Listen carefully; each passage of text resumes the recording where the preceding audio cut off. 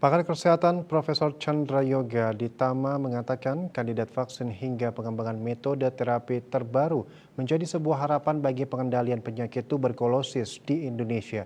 Beliau mengatakan vaksin memiliki peran penting untuk menangani penyakit menular, sebagaimana yang diajarkan oleh pengalaman selama pandemi COVID-19.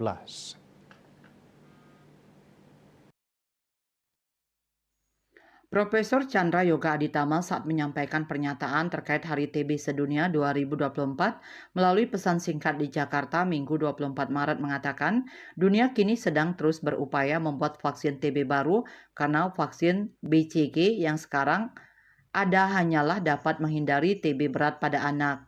Guru Besar Pulmonologi dan Kedokteran Respirasi Fakultas Kedokteran Universitas Indonesia itu mengatakan setidaknya ada 3 jenis mekanisme pembuatan vaksin TB, yaitu vaksin dengan sel utuh, whole cell vaksin, vaksin dengan protein adjuvan, dan vaksin vektor subunit rekombinan.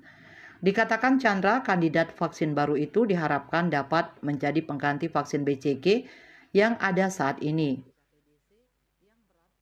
Sebagai penguat BCG booster dan pendekatan sebagai vaksin pengobatan untuk TB, therapeutic vaksin for TB yang berfungsi sebagai pengendalian melalui sistem imun mediated control. Dengan adanya perkembangan terakhir itu, vaksinasi sebagai penanganan imunologi diharapkan bisa memperpendek durasi pengobatan, menyederhanakan regimen, atau setidaknya memperbaiki hasil pengobatan.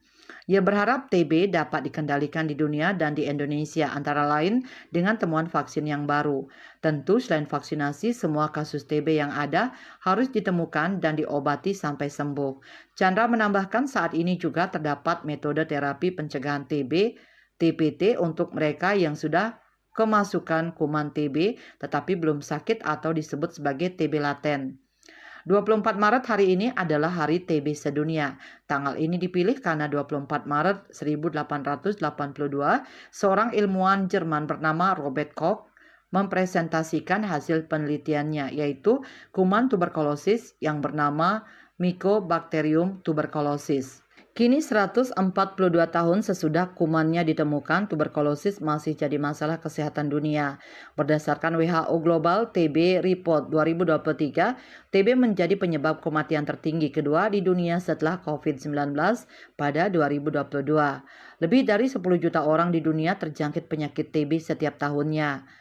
30 negara dengan beban TB tinggi menyumbang 87% kasus TB dunia dan 2/3 dari kasus global terjadi di 8 negara, yaitu India 27%, Indonesia 10%, Cina 7,1%, Filipina 7%, Pakistan 5,7%, Nigeria 4,5%, Bangladesh 3,6%, dan Republik Demokratik Kongo 3%.